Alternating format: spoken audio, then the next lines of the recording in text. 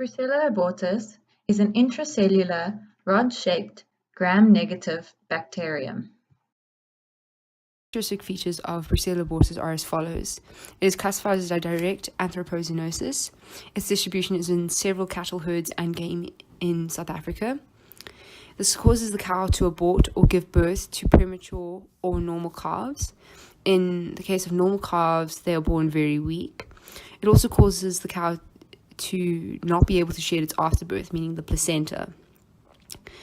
The bacteria colonizes the udders, the genital organs, lymph nodes, nervous sheaths, and joints of the infected animals. When the cow comes on heat, its vaginal mucus also becomes infectious. How Brucella abortus in cattle differ from other bacteria, virus, and fungi.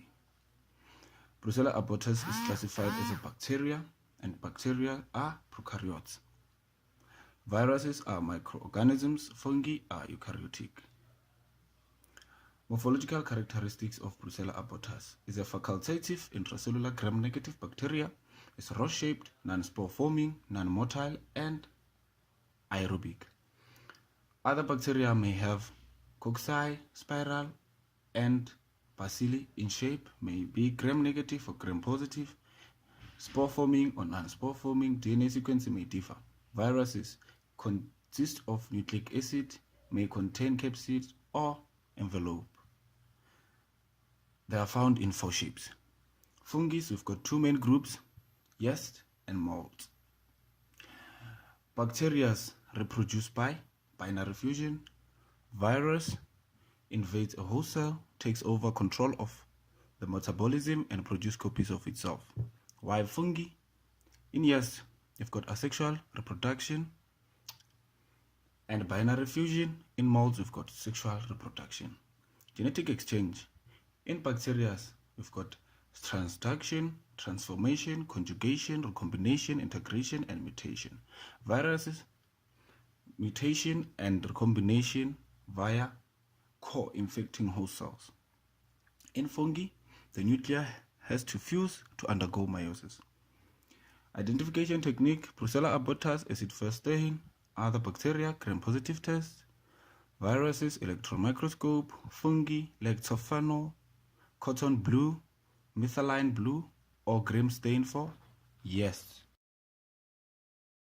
Cattle can contract the disease by ingesting contaminated fodder and water. The airborne bacteria can be inhaled by cattle, and they can become infected by licking the vaginal mucus secretion of an infected cow or afterbirth. Flies feeding on the afterbirth can also transmit the Brucella abortus bacteria to other cattle. The bacteria can enter the body via wounds, mucous membranes, or conjunctiva. The bacteria is excreted with the aborted fetus and afterbirth, as well as in the milk of the infected cow. The environment then becomes infected with the Brucella bacteria, and it has been found in infected fetuses and manure even after 2 months. The most common portal of entry for Brucella abortus are the oropharyngeal tissues of the host, which come into contact with material that has been contaminated by vaginal secretions, genitalia, newborns from affected mothers, or fetal remains which have been aborted by infected cows. This occurs via ingestion or licking of the contaminated matter. The exact site where Brucella abortus enters the cell is yet to be determined. However, once it is ingested, it travels to the lymph system, where they persist in white blood cells. The primary mechanism which facilitates the exit route of Brucella abortus are pores which are induced on the cell membrane and result in necrosis. Brucella abortus is retained within the vacuole in dead cells, thus the cell membrane is not damaged. Cytotoxins create a pore on the membrane of the cell, not the vacuole. So since the vacuole is intact, more dissemination can occur to other macrophages.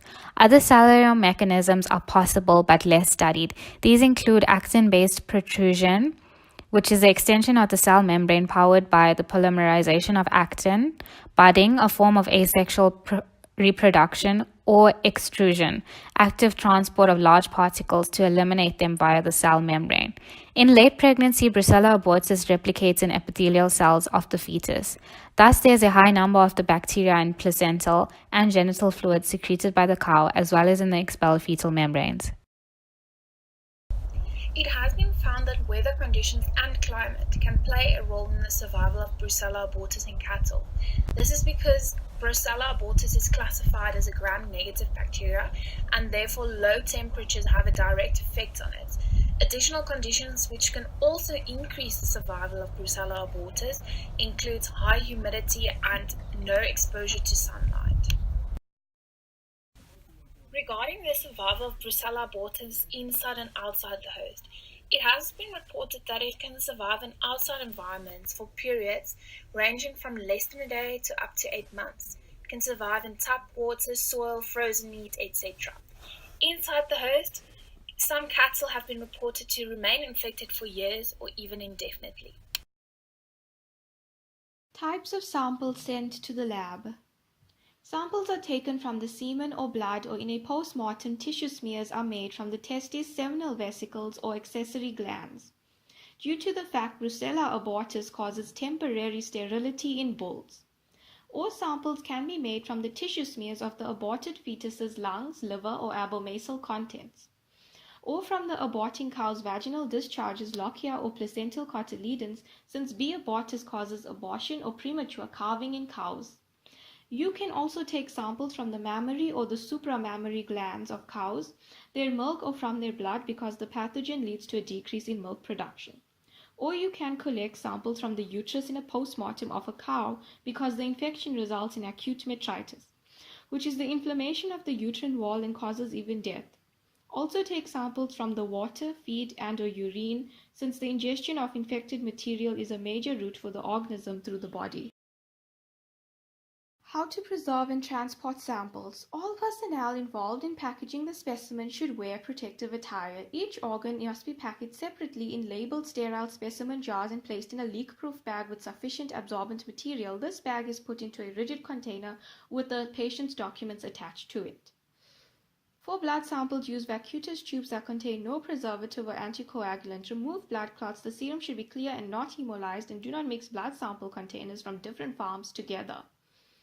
For milk samples, keep them at 4 degrees Celsius. Use tubes that contain formalin, although it can decolorize the antigen, or use the preferred Bronopol preservative. The specimens are transported on a medium of ice or a cool pack. All samples should reach the lab within 48 hours of collection. When sample sites are far from the lab, the serum is separated and stored at 4 degrees Celsius on ice, which are then stored at -20 degrees Celsius in the lab until it is subjected to serological testing.